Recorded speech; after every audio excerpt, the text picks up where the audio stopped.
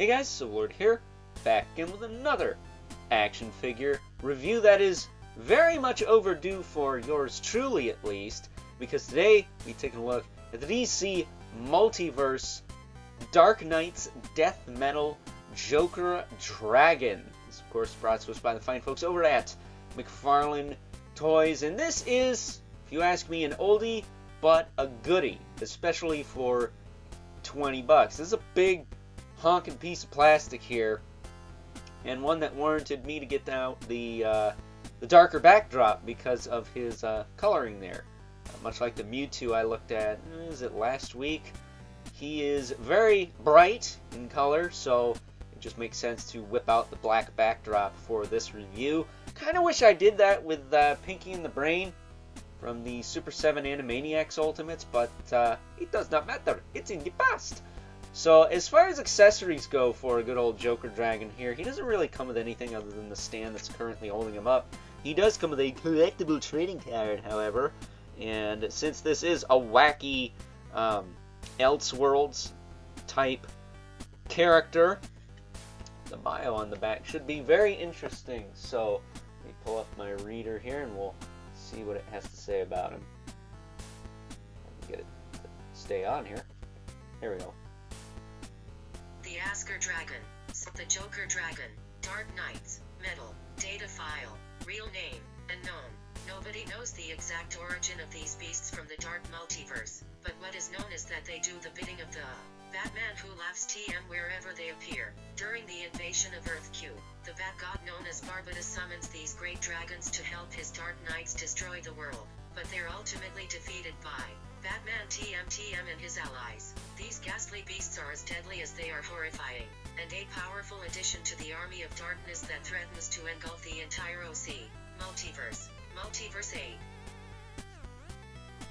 And there you go. They are evil, obviously, beasties summoned by Barbatos, who we don't have a figure of, so hopefully we'll get him at some point. Maybe a Build-A-Figure or excuse me, Collect-A-Build. There's no difference really when you look at it, other than how they're assembled. Or maybe even a Mega Fig of that dude, because we have a lot of the Dark Knight's metal stuff, but we don't have that guy.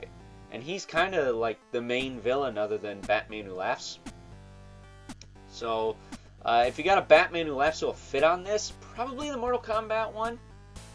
You could probably have him riding it, but the Gladiator Batman that I reviewed about a month ago now will fit on this guy, and that's probably who I'm going to have on him. I'll have it wall-mounted, of course, just like the Deluxe Lobo with Space Hog and Dog. But as far as this Joker Dragon is concerned, here's the stand. It's just a clear stand. Gets the job done. It's not the most stable on there, but it's more stable than this. That said, he's got a bendy wire in his tail here, and he's got holes cut on the top, so the wire has room to breathe. That said, you can't bend this thing really for crap. It works and it doesn't work. Like, really trying to put some elbow grease into bending that. I can kind of get it into an S shape. Kind of, sort of. Just to give it a little bit of life there. And kind of bend it to the side. But, yeah, it's not the best bendy tail. And that's all the articulation you really get until you get up to the top here. That said, make sure it's ported in there all the way. This is a separate piece from the main body, so you will have to put that on there. I don't know how these things fly with no wings. And then again, how does Scyther the Sky Dragon from Yu-Gi-Oh! Fly with no wings? Didn't he have no wings? Or Rayquaza from Pokemon. But either way, as far as his actual articulation goes, his head is on a double ball peg. Gives you lots of tilt. And a little bit up and down. His tongue is hinged, as is his jaw. You can close it up. Have him biting his tongue there. And I will tell you, his tongue has a tendency to get stuck in his jaw. He's got kind of pop it out, but once you do that, it's fine. But yeah, really crazy looking face on this thing. Like, what the hell is going on there? That is the thing of nightmares, to say the very least. But I don't know. I still think Joker Titan's pretty terrifying, but this is definitely giving him a run for his money. This is like Joker mixed with the Violator, or like Joker vampirized or something. Vampire Joker probably look good on this. That said, to get a figure on this thing's back, you do have to pull out. As I bought the camera there, with his crazy tail back here. This is kind of a Chinese dragon, the way the tail is designed, I would say. But you do have to pop the one spike out of the back, and that's how you get a figure on there. I won't make you suffer through me trying to pose a figure to get on here. I will save that for final thoughts. But that's basically it. He's got lots of nice sculpt and detail. He's got lots of scale detail, and then the fins going down his back, or spikes, whatever you want to call these. Only the one appears to come out, I think. That's all you need to take out. Should work. He's got little spikes on the underside of him there. Again, the head sculpt is absolutely wild. He's got a little side eye maybe going on, but not terrible. I love the sculpt of the tongue, very Venom looking. But again, how does this thing fly with no wings? There's no wings in the box, so hopefully he's not supposed to have them, and we got stiffed. You know how McFarlane is, but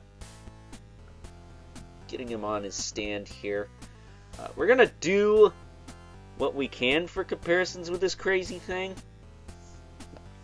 because it's just not the most feasible. So here he is with Gladiator Batman. You can even see him.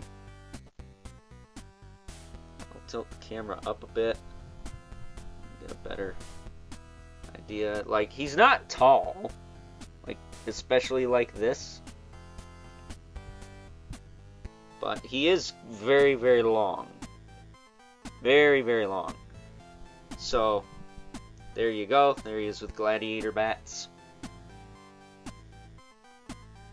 Here he is with one of our two regulars, the Mythic Legion's Brother Mandibilith.